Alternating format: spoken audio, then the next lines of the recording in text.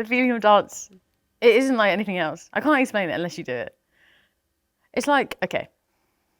It's like when you go to a club and you've had a few drinks and then you're just like dancing and you don't care if anybody's looking at you and you're having the time of your life and the music is pounding.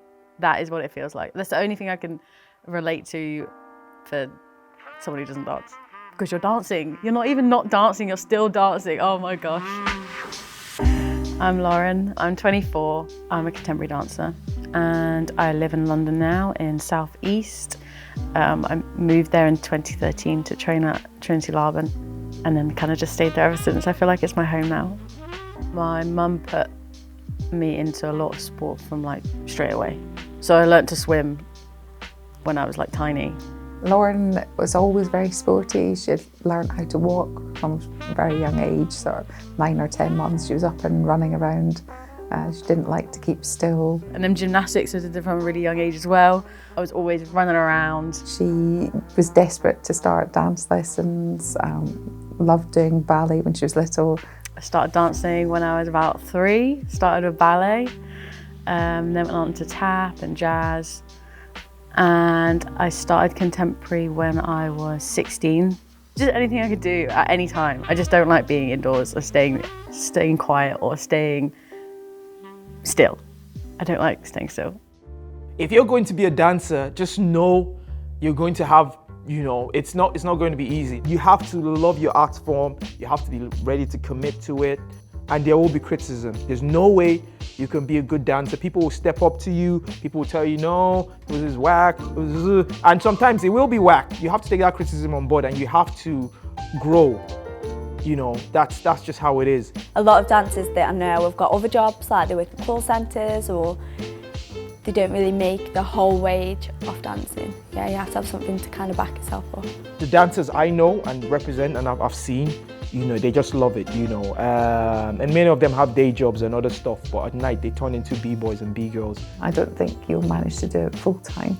I think it's very hard to be able to work full-time. I think that is my frustration, that you might well get a job in what they describe as the industry, but actually it probably won't be performing. I think one reason I couldn't tell my parents I was going to study art or dance, one of the things where we had an issue with that, and I had to do it on my own, was they couldn't see it as a viable career path for me. So they wanted a proper job, right? I think it's a very difficult career. I think there's a lot of people trying to scrape a living out of it. It is a career, but you're very, very lucky if you get it as a career.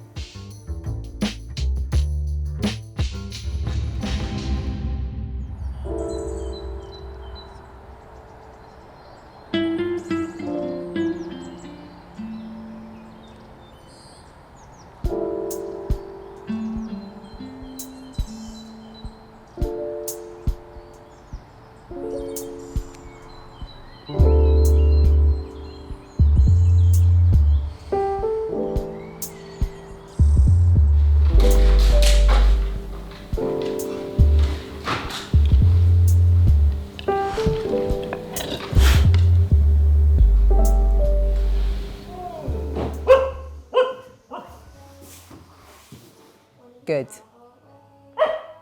Yeah, really nice. Just check that with the slices, get them to, unless it says different in the book, I think they should be at shoulder height, unless there's a reason that they're low. So I'm Lucy, I'm the artistic director of Sin Crew and also Fly No Filter. Fly No Filter is a hip hop touring company working in hip hop theatre and dance. There are companies where I am getting paid every time I work with them. One of those companies is Fly No Filter. Every time I've worked with them, I always get paid, which is great. Lucy, the director of the company, just definitely believes in that, and that's just nice. We were really pleased to work with Lauren because she's coming from a different dance background, so she's not a B-girl, she's coming from contemporary dance, and so brought a whole load of new skills. I'm not a breaker. I trained in contemporary. I've obviously done lots of other styles when I was younger, but breaking was definitely not one of them. Learning a new style is amazing. Terrifying when you've got to perform it and you have no clue what you're doing and you just aren't strong in those ways, because breaking is a lot of upper body as well. The technique of it is just completely different.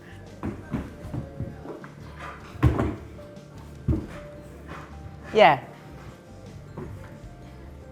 Yeah, that would work. But you've got to, you've got to decide how you're going to come out of that. Yeah. Rather than thinking, oh, maybe I'll just fail.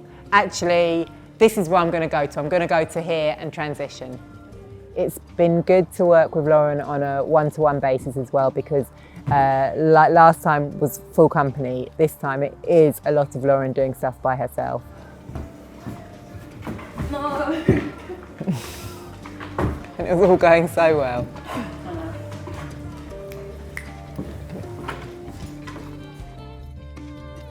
Well, the second piece of work was really intense and I wasn't prepared for it at all.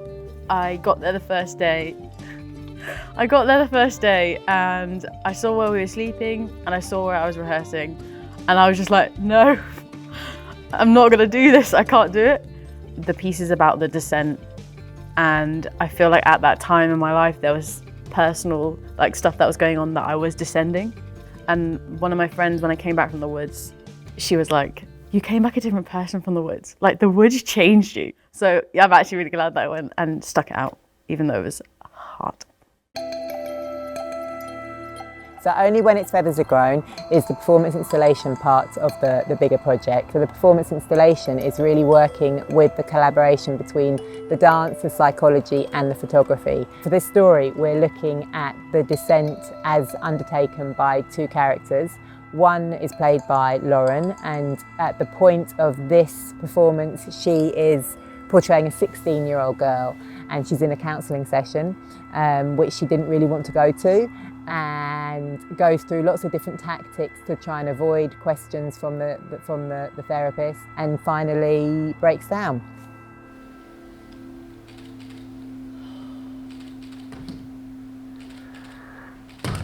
I just want you to open up and let me in. There's names of people like you.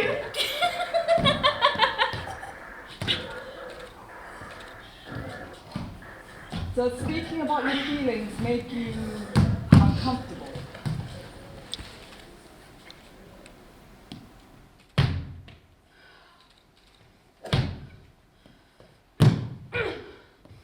I sense anger. Your face looks angry. My face! Ha! How do you feel? How do you feel in your body? Where are you feeling these feelings that you're feeling so intensely? What do you notice? How do you feel? What brings you joy? What does your mind say about that? What validates? What brings you joy? What brings you joy? I really enjoy working with her. I've learned a lot about myself whilst working with her and also within the pieces as well. Like with Fly No Filter, she has always wanted to do a piece outside in the woods. That's not normal for some people. They don't realise that that's also what you can do with dance as well. So it's not always conventional. It's not always a theatre and seats in front of you. It could be anywhere. Lauren gets occasional paid dance work, which can often be pretty varied and somewhat unorthodox. But in order to progress onto bigger, more consistent jobs, working for free can be necessary to gain exposure and seek a wider variety of contacts.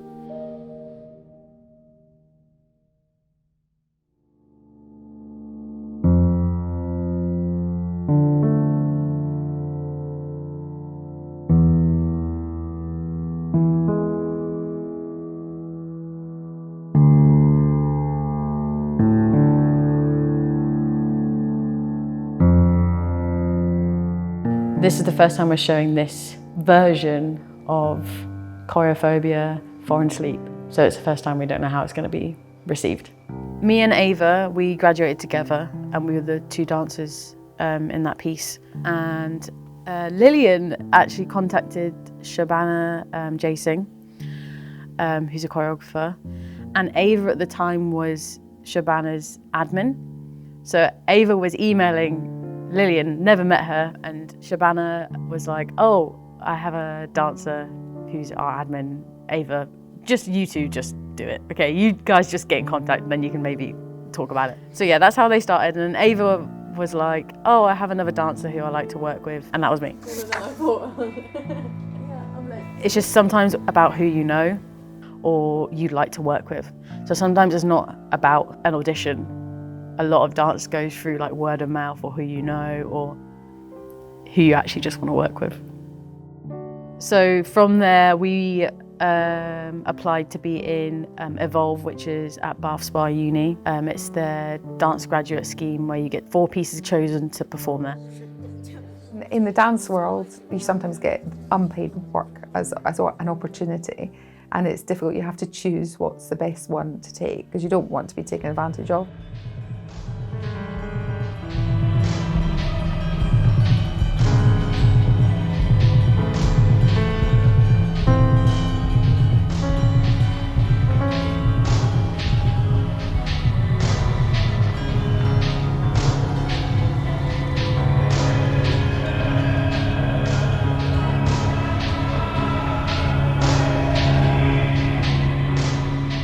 With this performance, it wasn't paid. So it's great because you get to perform a piece and that's what dance is about, but the amount of rehearsals, and we all went down there and we all had to pay for our train, everyone did. You feel like it devalues what you do, makes people think of your art as something that you just do for fun rather than you're just a professional.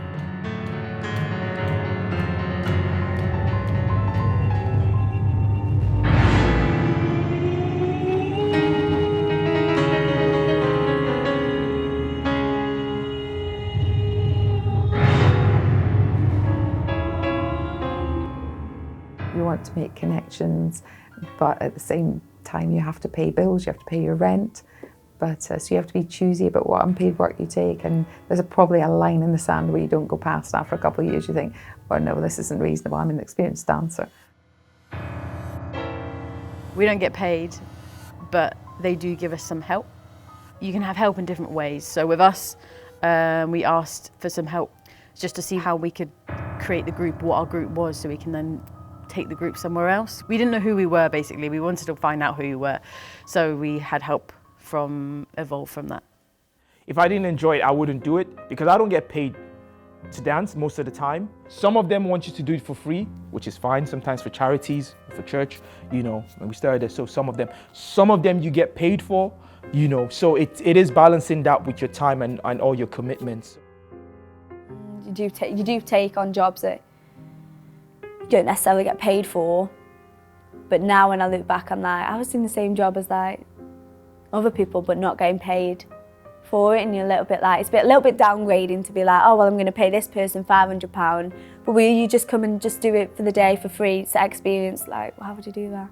You wouldn't go and work in Next and just be like, oh yeah, don't worry about paying me today. But when you think back that I've done it, I'm like, why did I do that? But yeah, you just learn, don't you?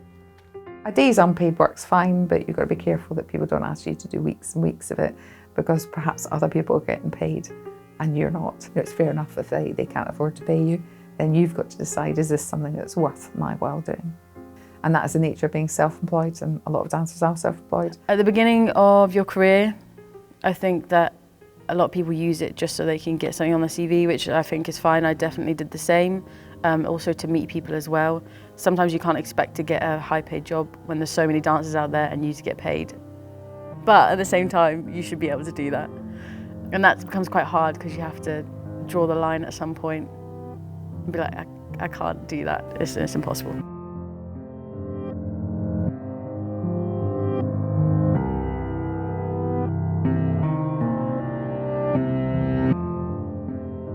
Unpaid work can be a struggle for many dancers, and when paid work is hard to come by, working for free can be quite a demoralising situation.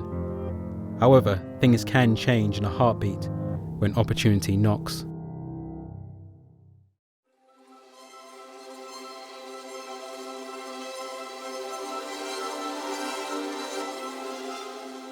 So I auditioned for You China Dance, and I got all the way to the end of the audition. It was like a 4-day audition. Got all the way to the end. I was like, my heart is set on this. This is the company I want to be in. I just watched their show and I was like, yep, I'm going to be in this. I'm getting this job. This is the job I'm getting. Yeah, got to the end, didn't get the job, was heartbroken because it was 4 days of audition. I'd put my life and soul into it and was like, ah. Remember how disappointed she was because she would really have loved to do it. And then she obviously saw it, everything on social media that they were going to, they were in rehearsals and performing. It looked like a fantastic job. Then I got an email from Uchenna on Christmas Eve being like, one of our dancers is away for a week of shows we've got in May next year. We want you to come and learn a role, one of the roles, and we'd like you to be in the show for that week. And I was like, what? This is amazing. I was like screaming. I was so excited. I was like, this is the job, this is the job. So I went in to do a few rehearsals, 3-day rehearsal. They were just running and I was just trying to pick up what I could pick up. And then in February, I was in Bath and they were also in Bath. So I went to the show and it was great. After the show, we all gathered around and the choreographer, Vicky, who's the director of Uchenna Dance, she was like, oh, one of us is getting ill, like you might have to do the role tomorrow, ha ha ha ha, joking about it. And I was like, okay, I really hope I don't have to do that, but that would be crazy if that happened. The next day I was going back to London. I was at the train station. I was just in the queue to buy my ticket and I looked at my phone and I had a missed call and it was from Vicky, the choreographer. And I was like, oh my God, what's that? Why is she calling me? So I called her back and I was like, hi, is everything okay? And she was like, yeah, so Esme's really ill. And I was like, okay. And she was like, so I don't really know what we're doing yet. So she might not be able to do the show. So are you still around? And I was like, yeah, I'm just about to get on the train. My train is in like 10 minutes. She was like, okay, just give me 3 minutes. I'll call you back. I'll just see what we can do. So I just waited there and I was like, this is so stressful, I don't know what's going on. She called me back again and was like, yeah, we need you to come to theatre right now. How fast can you be here? I was like, I'll be there in 10 minutes. We sort of raced up to the Bath Theatre Hall and Lauren went straight in trying to remember in her head everything she had to do because it's a 1 hour, sort of 55-minute 1 hour show and you're on off stage quite a lot. I had all my stuff with me, I had my suitcase with me as well. I put my suitcase to the side of the stage, my rucksack, and just went on stage and we started walking through the whole show. And that was with an hour to go. She was like, okay, if you don't remember that bit, just improv it, just make something up there. I remember the stage director, Oz, being like, Vicky, we've got to go, like the show's in like 10 minutes, we're still on stage, like walking through. She was like, she can't go on stage if she doesn't know what she's doing. And I was like, okay, this is so stressful. So anyway, we went back upstairs. I like literally threw makeup on my face, just put on her costume. And then we go to the side of the stage and I'm with one of the dancers called Rizani.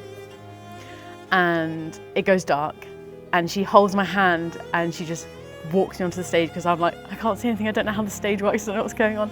I walk into my place and we have to stand behind a backdrop which is on stage. And that's the first moment I had in that whole hour where I was like still and could actually think about what all of was going on. I didn't even know where it was. And I stood there like, I don't know if I can do this. Like, I don't have a choice, I'm on the stage now, I have to go on and do it. Piccadilly Circus has lots of fancy posters and choices for buses, so we can travel faster.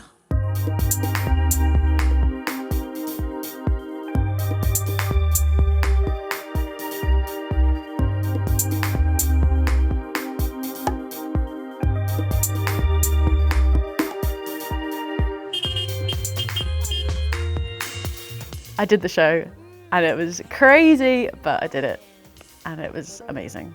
I did 4 shows there. That day we did 2 and the next day we did 2. And I was exhausted because your brain is just like on overload going so fast. The greenhouse of the botanical garden.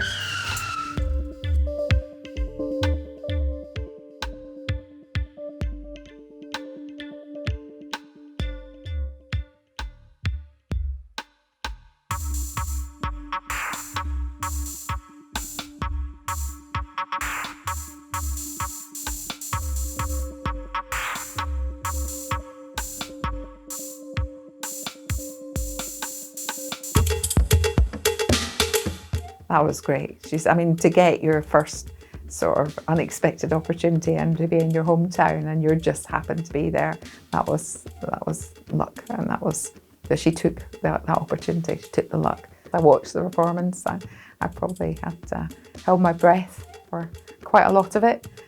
I didn't really know what was going on actually at that time. I was just kind of doing it. I always work best when I don't really know what's ahead of me. It was a hell of a thing to do. I'm really, really proud of her for doing that. I'm delighted she could do it, and it's also not just been a one-off. She's ended up with a lot more work out of it, and she loves playing the part. It's a great part for her. I felt pretty impressed with myself. After those 2 days, I was like, Lauren, you can actually go and do anything now. Like, anyone could throw anything at you and you can just do it. Like, right now, learn a show. Okay, I'll do it, great, I'll do it. So yeah, you literally don't know what's around the corner. Like, you don't know who's thinking of you to put you in a piece, or you don't know who's thinking of you to be like, oh, they'd be good at that. Maybe I should ask them, see if they're free. Yeah, I definitely feel like I'm still at the start of my career. I feel like I'm only just starting. Every time you get that, like another job, you feel like you're starting again. For me, what's important in life is that people are happy with what they're doing. I think Lauren is most happy when she's dancing, when she's performing. Well, I definitely know I want to carry on. I don't want to stop. Not yet. I don't know when that will happen, but right now I don't want to. She's really come into her own as a dancer, and she's been doing all the variety of performances, and some of it I wouldn't have believed she could have done if I'd have thought about her 5 years ago.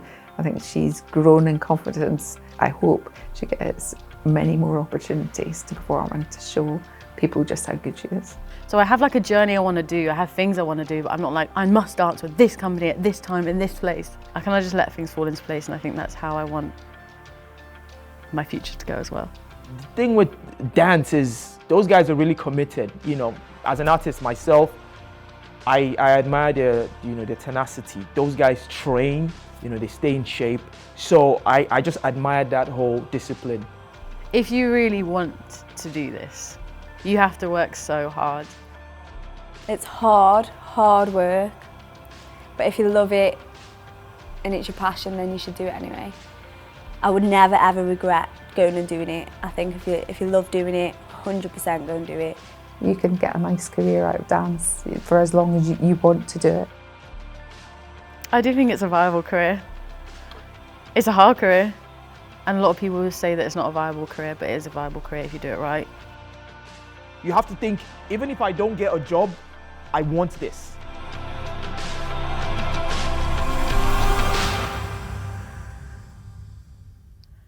Why do I think anyone would choose a career in dance? Well, you don't do it for the money, because that's not a thing. I think everyone just does it because they love it. There's nothing more to it. You're not doing it for stability, you're not doing it for the money, so what else are you doing it for? You're just doing it for the love and for the people you meet.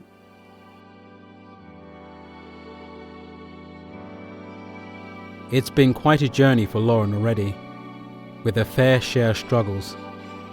But the buzz of performing can never be beaten, and there's plenty more of it to come.